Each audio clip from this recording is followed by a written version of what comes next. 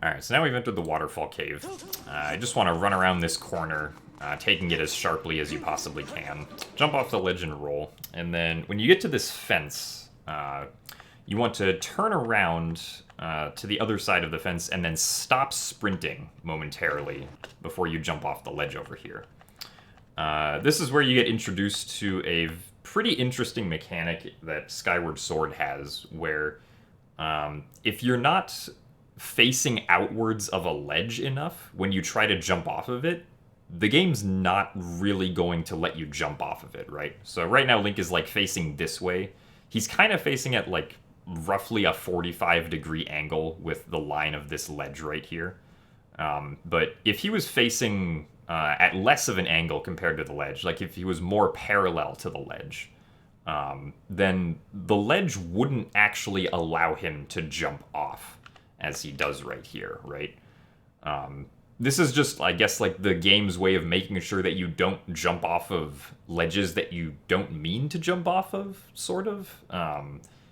It's kind of annoying most of the time, although it does actually help in some specific scenarios, which we will get to later. But yeah, so when you jump off of this ledge and like any other ledge that you have to jump off of at like some non-perpendicular angle, just make sure that you always have at least like a 45-degree difference with the line of the ledge if you want to jump off of it. The one exception to that is if you're rolling. If you're rolling, then this mechanic doesn't apply, and you can just jump off of ledges even if you're almost parallel to them. But that's just something to keep in mind. You will probably at one point face too far inward right here, and you will like Link will start like climbing up the ground this way, and then you'll slip off of it, and you'll lose like 2 seconds, and you'll be like, oh darn, and stuff like that's gonna happen. But yeah, so you once you turn the fence, you want to walk until you jump off of this ledge as far to the right as possible, and angled as far to the right as you possibly can while still being able to jump. Because then Link's stamina is going to recharge in the air, and you'll be able to have enough stamina to roll up this slope right here when you land down, and continue taking this corner around as sharply as possible. Once again, refilling to a quarter stamina meter, climbing up this ledge, doing a small target walk to get over this way. And then this loading zone is one of the exceptions to the rule of wanting to enter with no speed.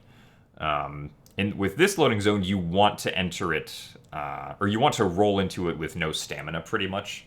Because when you exit this loading zone, no matter how you enter that specific loading zone, when Link exits out of this one, he's going to always be in this walking animation, regardless of how much speed you have. So, going into that loading zone with no speed does not do anything, so it's not necessary.